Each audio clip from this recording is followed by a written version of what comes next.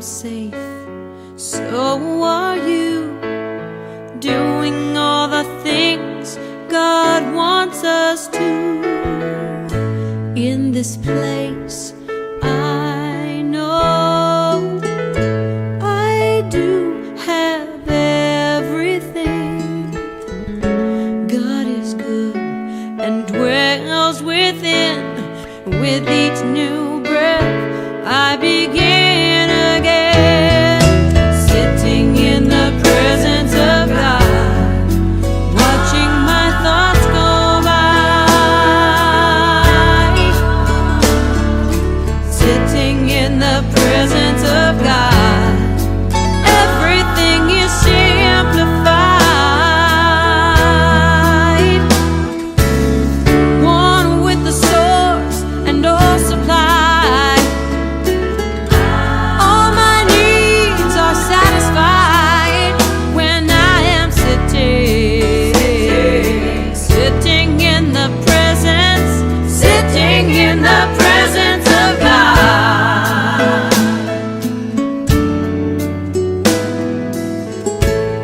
Love is a circle,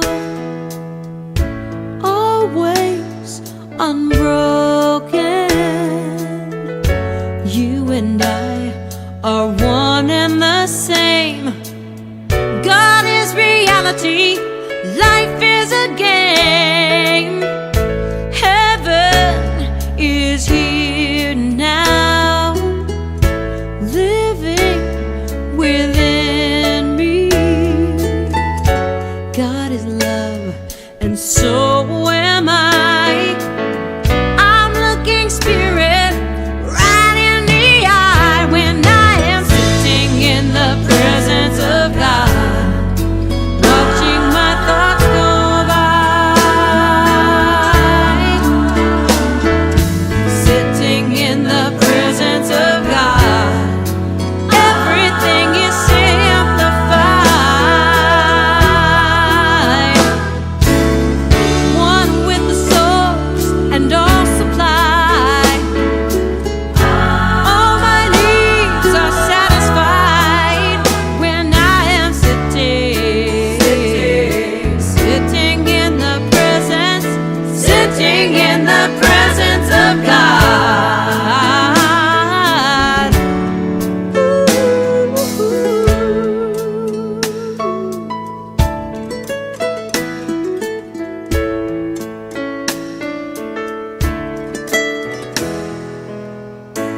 So warm and safe here, moment to moment. Fully now, I feel the release. Life is expanding, I am flooded with peace. One with the light now. I know that I am the gift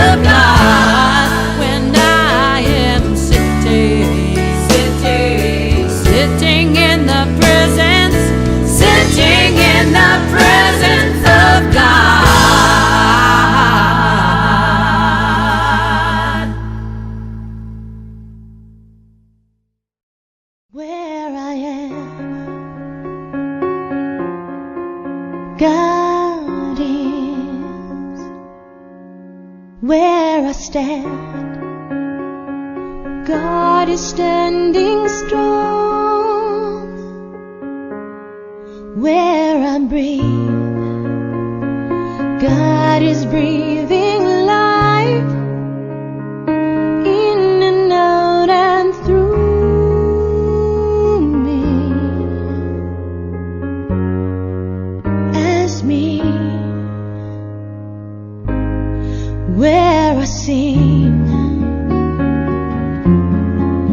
God is where I dance. Joy lifts my feet. Where I live, beauty's flowing free, in and out and through me. As me, for where I doubt, God is the faith in me. Where I cry, God is the comfort there.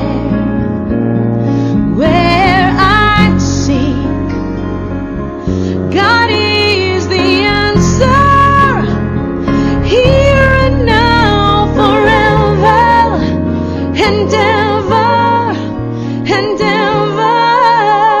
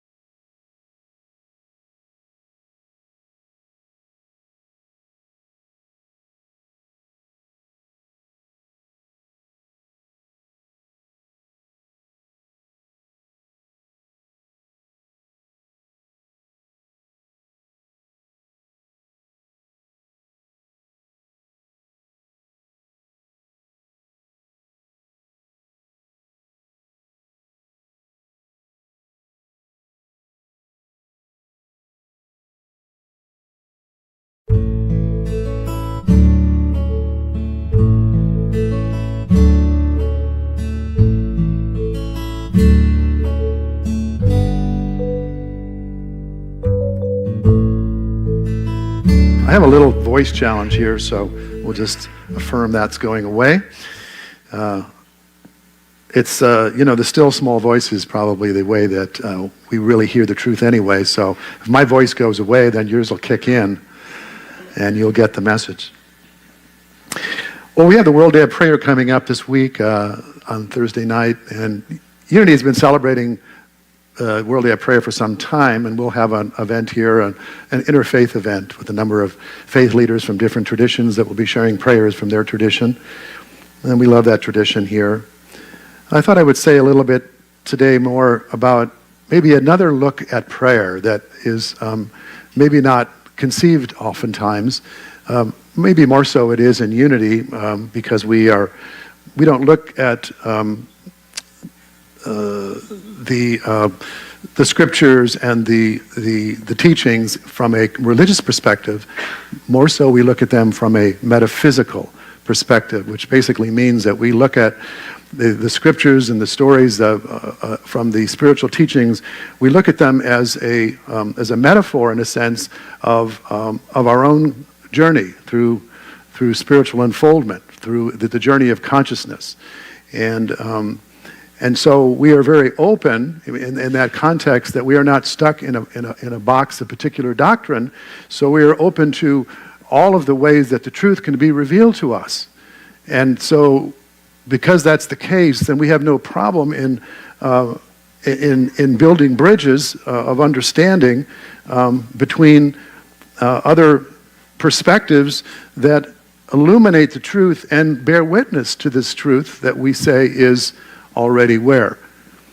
Here and now. It's a here and now reality. It's a within us spiritual understanding that we hearken to have, because we affirm that the God of our knowledge and belief is not some distant deity that's apart from us, but God is spirit.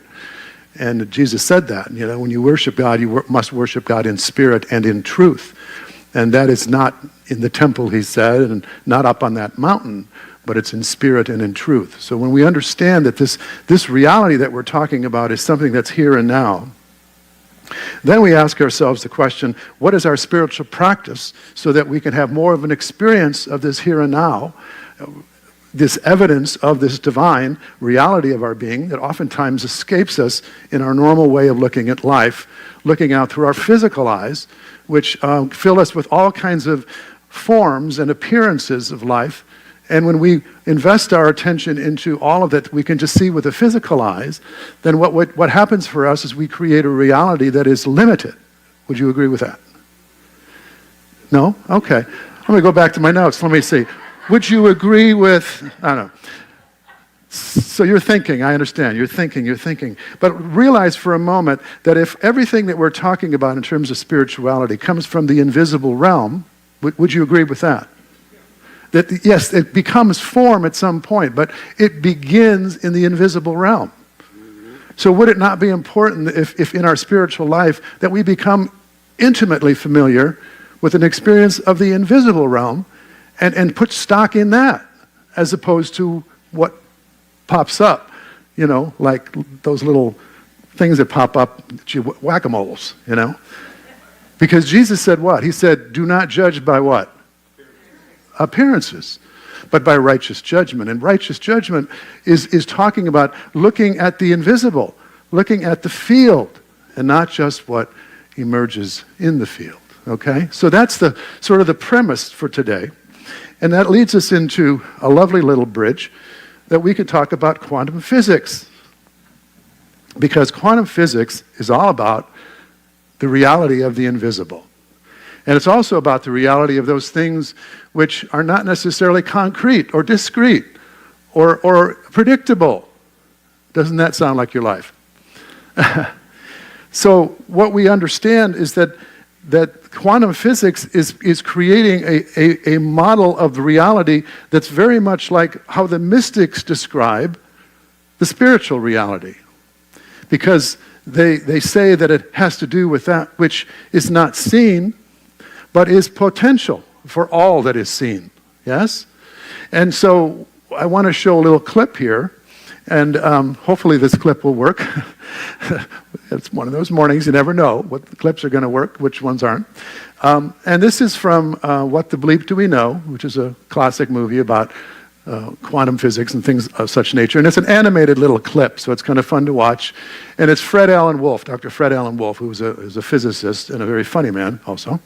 And he's talking about the observer effect in quantum science. And the observer effect is, as you'll hear him say, is this idea that the field of infinite possibilities becomes a particular reality when it is being watched or is being observed. And so what the implications are for us. So let's watch.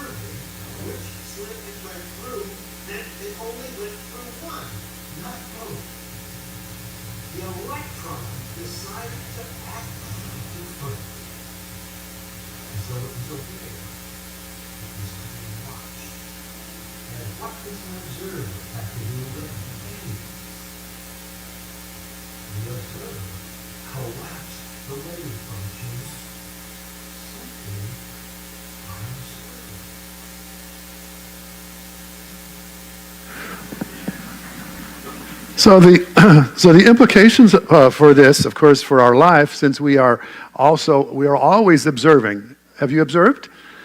Yes, and it is in this notion that we do not life does not just happen willy-nilly in a sense, but that we are co-creators, that we are influencing our life in ways that we know and ways that we don't know, and even when we're unconscious, we are bringing our beliefs into our awareness, and our awareness is interacting with the field of infinite possibilities. So we understand that life does not happen to us. When we begin to evolve in our understanding, we begin to understand that we have a part to play in how we experience life. Would you agree with that?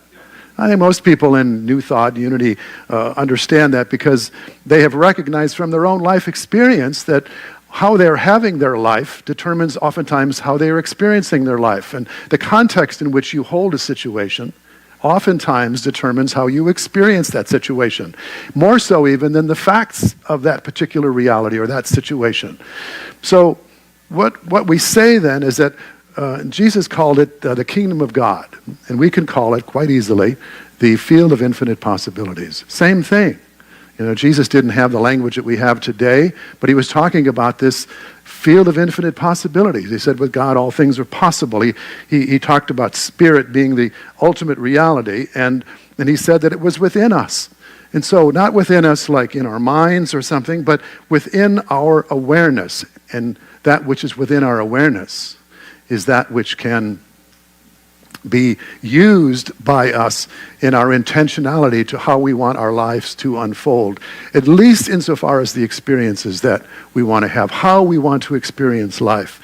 And you notice people who have the capacity to be with life, let's say, in a very grateful way, encounter the same trials and tribulations that another person who is cynical, for example, and they have two entirely different experiences. Would you agree that that is true? So what is our part to play in this field of infinite possibilities when we know that how we look at life, or how the observer effect, as quantum science would say, how that impacts how we experience life? And to know that is like a huge, advantage to living a more successful life. So, Jesus had this expression. He said, if thine eye be single, the whole body shall be full of light. And what is he talking about, the single eye? He was talking about seeing the field of possibilities, the idea of the light of consciousness as being that how we look upon life. And he said, if thine eye be single, the whole body full of life, but if thine eye be evil, then thy body shall be in darkness. And Jesus was making a connection between our perception, or you could say the context in which we view our life, and the quality of our life experience. So when we know this, it becomes incumbent upon us, if we really want to play the part that is ours to play in how we experience life. And there's this absolute nature of this dynamic is that it matters not whether we're conscious about this or unconscious. Because don't we know that a lot of times we're unconscious? We're like kind of sleepwalking through life? Is it just me? I guess so. Okay. Anyway, my beliefs about myself or my life in general infills my awareness, whether I'm aware of that dynamic or not. And it will color my world. Do you know this? It will color your world. You say, oh, are you saying that you create your reality? Well, I don't go all that far because I think it's a little bit more complicated than this to make an absolute statement like that. So you see me I pull away from that as an absolute statement. But I do know that we influence our reality. And I do know that we influence our experience of life. And to that extent, to know that is for me to say, then I have a responsibility to be with life in a way in which I can see the whole instead of just judging life by those parts. So, I've got another clip for you, and this is about consciousness itself. In the first clip, we saw this wave and particle, and the wave is this field of infinite possibilities, okay? And then the observer comes, and the field all of a sudden shows up as an individual form. So it goes from infinite possibilities to particle or to particular. So now the form is often a vibratory match for whatever is the context of the observing that's going on. So in the example of someone being grateful, if I'm looking at a situation in my life from a standpoint of gratitude, it might be a hard one. It might be a difficult thing to have. But if I have an attitude of gratitude, which emerges from my notion that with God all things are possible, and that all things work together for good, for example, which is a scriptural and also a state of awareness that we can adopt, then I might see that situation as on my way to further growth and development. I might see that as an opportunity for me to bear something that I didn't think I could bear, and to develop a capacity to be with life not always being my way, which I've noticed almost always is true. That life is not showing up to my preferences. So if life's not showing up to my preferences, I doubt that that's what life is about. I think that the higher teaching of life is not to get life to show up to your preferences, but for you to develop the capacity to be with life however it arises, which, feeding into this message today, is about you and I understanding, getting to be intimately familiar with the field and not just focusing on the particular, because the field contains all that we need spiritually. It's the love and the peace and the joy. So the second clip is about consciousness, and it's from David Lynch. David Lynch is a director of a series called Twin Peaks, you may have watched. But so let's hear this, and we'll talk about the importance of consciousness and our connection to the field. Here we go.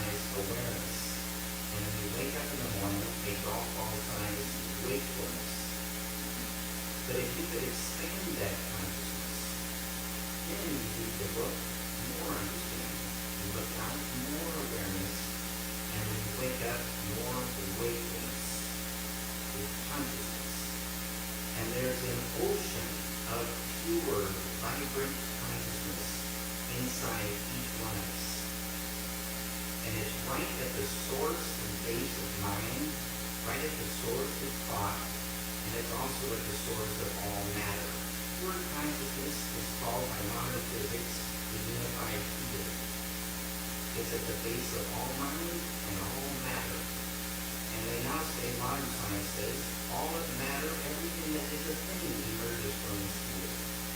And this field has qualities like bliss, intelligence, creativity, universal love, energy, peace. And it's not the intellectual understanding of this field, but the experiencing of it that does everything. So we can get really carried away with the intellectual part of it, and I can find myself there too. And if I never really say, what are the implications for this, and how can I allow this to become something that I embody, in other words, the context through which I experience my life from this knowing of this field of possibilities, then nothing changes in my life. I just have one more concept, and then I'm still judging by appearances. But when it becomes, when you begin to embody this notion of this field of infinite possibilities, and you begin to become familiar with it, you begin to sense it, you begin to feel into it, then you begin to walk around with a pervading sense of this infinite possibility, and a pervading sense of peace of mind, and a pervading sense of somewhat of optimism in a sense, because you know that what's appearing right now is only one possibility. And then added to that is how you interpret that event that's going up is the part that you get to bring to it. In other words, the context in which you experience life events is going to determine your experience and whether that feels to be something that's against you or not. And we know from the Q process that many of you and I have gone through is that we oftentimes experiencing things that seem to be negative experiences as being against us. But the only way that we can experience life as being against us is when we are focused and we are identified with a particular. And we have made a decision about the particular, meaning that that particular thing means something that I have held to be true about myself. That life is against me, that I'm not good, that I'm not deserving, that I don't belong, that I'm unworthy, that I'm not good enough, I don't have enough, I'm not strong enough, I'm not handsome enough, I'm not rich enough, blah, blah, blah, blah, blah. We all have our not enoughness, right? And if that's in the field of consciousness, subconsciously often, and that bleeds into my awareness, then that becomes a context through which I experience these events.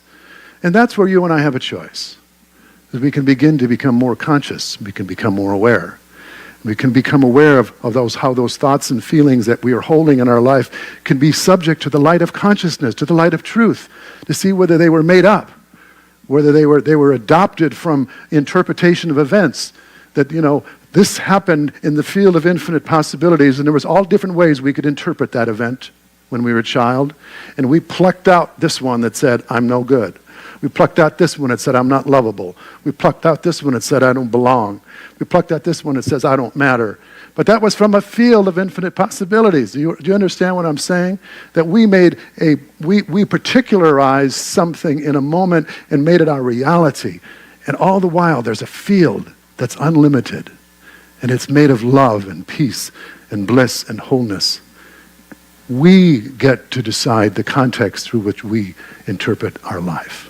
And that's what the spiritual life is about. And that's what prayer is about in its highest form. Prayer in its highest form is not for us to pray for things to happen. It's for us to be able to access the field. It's to surrender the limited life understanding that we have, the particularization of judgment that we have about life, and have our minds and our hearts be open to the field of infinite possibility, which is love and peace and wholeness, so that we can then be the context for life arising as it's going to arise in a way that can actually allow us to feel that life is not against us, that life is for us. How would it be if we realized this power that we have and began to access it in our life? And one of the ways that we can do this is not just through our thoughts. I know a lot of teachings say, watch your thoughts, watch your thoughts, watch your thoughts. Well, gosh, that's pretty hard. That's kind of like walking down the street and, making sure you don't step on a crack or something. It kind of limits the flow of life, right? And oftentimes can create guilt and metaphysical malpractice and things like that happen. So I'm not a big teacher of the thoughts, but I'm a big teacher of the feelings, And because, that's the power anyway, right? I mean, you could think a thought and you can have a little bit of an experience, but if you feel a feeling, that's powerful, right? So the idea being, Jesus said, be of good cheer. There's an overcoming power. And what he meant by that is don't judge by these appearances of life as being that which is against you, but experience this field of infinite possibilities. That is love itself. And to seek first the kingdom of God. Not seek some particular reality out there. You have to first deal with the observer effect, right? Because people tend to think, I just got to fix this, and that person's got to be this way, and my life, and all this. In the meantime, they're discounting the real power that they have, that I have, which is the observer effect, which is the context in which I view life. And so it's about feeling. So you all know, if you can't just fake an experience of well-being, you can think of a time in your life when you had an extraordinary sense of well-being. I have my memories, you have yours. So if the field of this kingdom of God consciousness, or this field of infinite possibilities, is the reality, and we're not getting it because we can't see it with our physical eyes, and our senses don't permit us to have the experience of it the way we normally take in reality, we can use it with a felt sense, and we can feel, what would it be like to feel peace? To feel that peace that would pass all human understanding, that would just be a peace that would just run deep in you. And you've had those moments in your life. Maybe it's in nature, maybe it's with a child, maybe it's looking at a sunset. We've all had those experiences. And so we begin to feel into how we want life to be from the felt experience. And that way we come into league with the divine reality, which is wholeness, which is peace, which is love. And we use the power of imagined feelings and your consciousness doesn't know the difference between imagined feelings and real feelings. Feelings are feelings. And you then become more receptive to of seeing that experience in a way that is aligned with how you are feeling. And so if I am envisioning I'm going to have a meeting, and I want to envision in that meeting that I'm going to feel connected to my source, I'm going to feel peaceful, I'm going to feel empowered, I'm going to feel everyone having a sense of connection and an authenticity and clarity. I can feel what that would feel like. I could know what that would feel like inside. And that's how I can bring the observer effect to my life, where I can influence the reality, not so much in a way that I'm going to try to magically change my reality, but I'm going to change the context or the conditions in which I experience life, so that whatever arises in my life then is imbued, is pervaded by this sense of wholeness, of love, of peace. And that's the highest use of prayer. It is not the begging, beseeching, God give me this, God give me that. That only takes us afield from the spiritual reality that we're trying to get to, which is that we are already okay.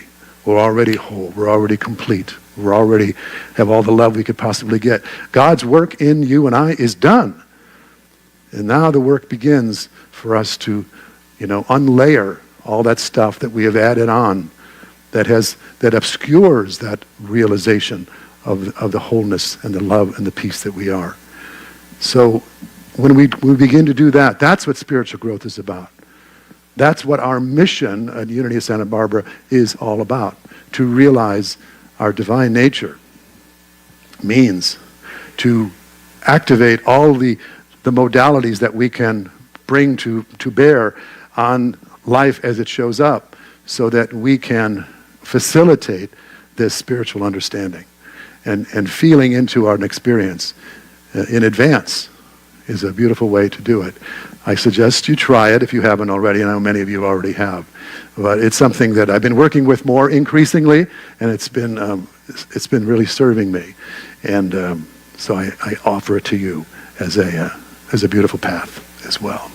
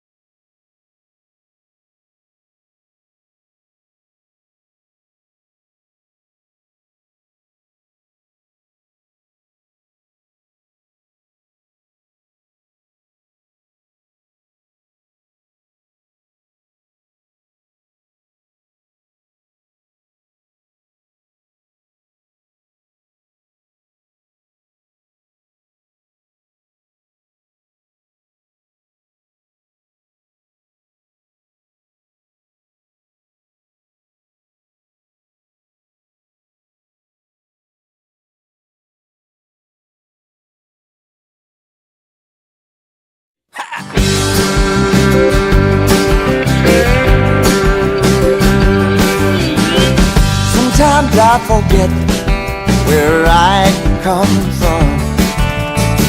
Sometimes I forget where I'm going to. Sometimes I get so confused I lose my way. Sometimes I know you feel the same.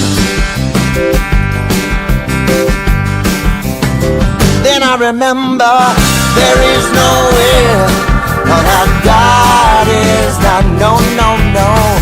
There is nowhere that God is not. There is nowhere that God is not. No, no, no. 'Cause everywhere I am, I know what I've got.